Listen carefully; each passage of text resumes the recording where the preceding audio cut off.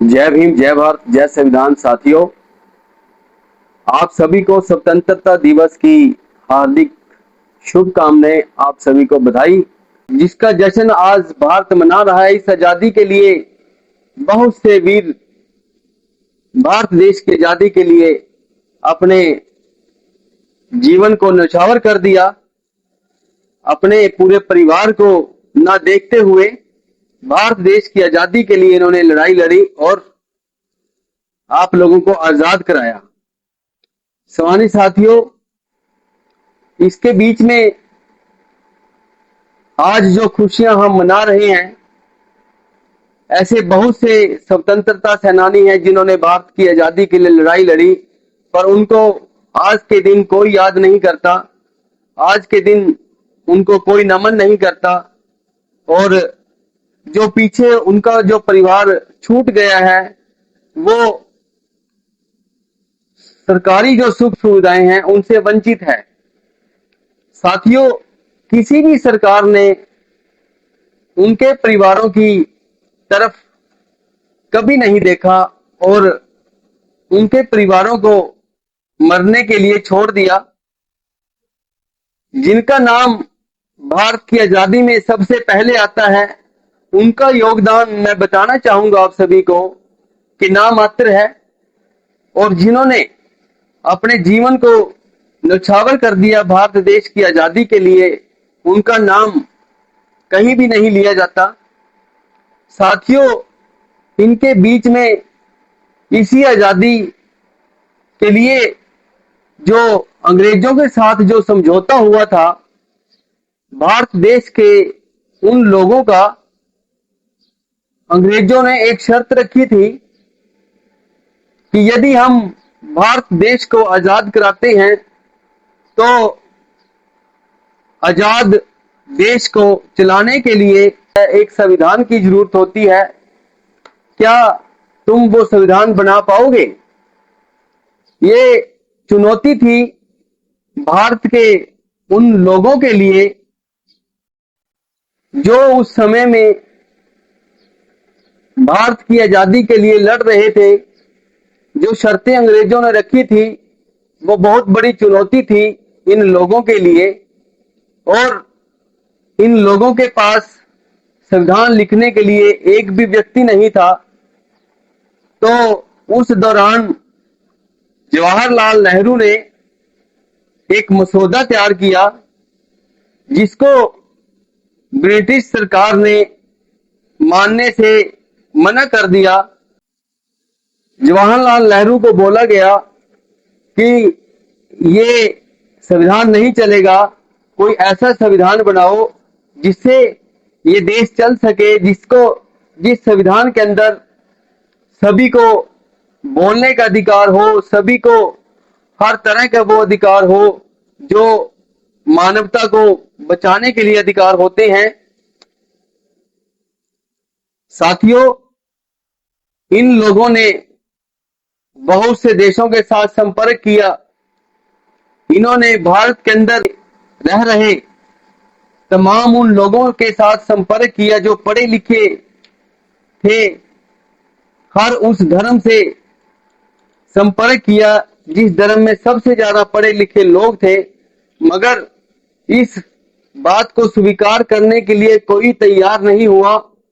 सम्मानित साथियों, तो तब जवाहरलाल नेहरू, वल्लभ भाई पटेल, इनके साथ और भी बहुत से लोग थे। इन्होंने अंग्रेजों से बात की, ब्रिटिश सरकार से बात की कि ऐसा हमें कोई नजर नहीं आ रहा जो भारत देश का संविधान लिख सके, तो हम आपसे आग्रह करते हैं कि आप ही हमारे देश का संविधान लिख दें और इस देश को कैसे चलाना है वो आप ही तय करें।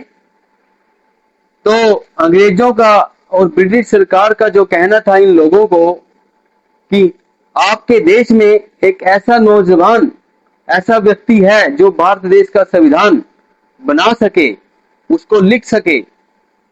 सम्मानित साथियों, तो वो एक दूसरे की तरफ जब देखने लगे, नेहरू, वल्लभ भाई पटेल, ये जितने भी लोग थे उस समय के, कि ऐसा व्यक्ति हमारी नजरों में अभी तक क्यों नहीं आया। जब ब्रिटिश सरकार ने बाबा साहब डॉक्टर भीमराव अंबेडकर जी का नाम इनके सामने लिया और इनको कहा कि सबसे ज्यादा पढ़ा लिखा व्यक्ति यदि कोई आज के समय में भारत में है और कोलंबिया यूनिवर्सिटी के अंदर जिसने पढ़ाई की है, तो सबसे काबिल व्यक्ति डॉक्टर बाबा साहब भीमराव अंबेडकर जी हैं, जो आपके देश का, भारत देश का संविधान लिख सकते हैं।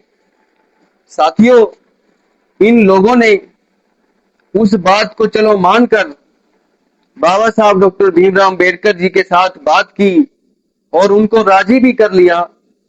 इस संविधान सभा में जितने भी सदस्य इन लोगों ने लिए थे, वो सभी सदस्य बहाना बना के, कोई बीमारी का, कोई विदेश जाने का, कोई दिल्ली से बाहर रहने का, वो सारे के सारे संविधान सभा से वो बाहर चले गए।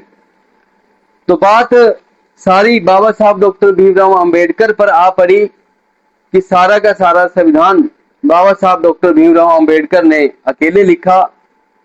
और इस संविधान को लिखते हुए बाबा साहब डॉक्टर भीमराव अंबेडकर ने 2 साल 11 महीने और 18 दिन लगा दिए, तब जाके ये भारत देश का संविधान तैयार हुआ। और उसके अंदर जो सभी को फंडामेंटल राइट दिए बाबा साहब डॉक्टर भीमराव अंबेडकर ने, सभी को सम्मान रखने का जो अधिकार दिया, जिसको पढ़ के सभी अचंभित हुए, जिससे ये देश आज भी चल रहा है और चलता रहेगा। तो साथियों, मैं आपसे यही कहना चाहता हूं, जो अंग्रेजों की शर्त थी कि हम आपके देश को तब आजाद कराएंगे जब इस देश का संविधान लिखा जाएगा। तो जब ये देश आजाद हुआ 26 जनवरी 1950 को, जिस दिन ये देश के अंदर संविधान लागू हुआ, सच में तो उस दिन की हमारी आजादी थी, मगर राजनीतिक दबाव के कारण इस देश को हमेशा से अंधेरे में रखा गया, अपने राजनीतिक रोटियां सेकने के लिए, राजनीतिक फायदे लेने के लिए।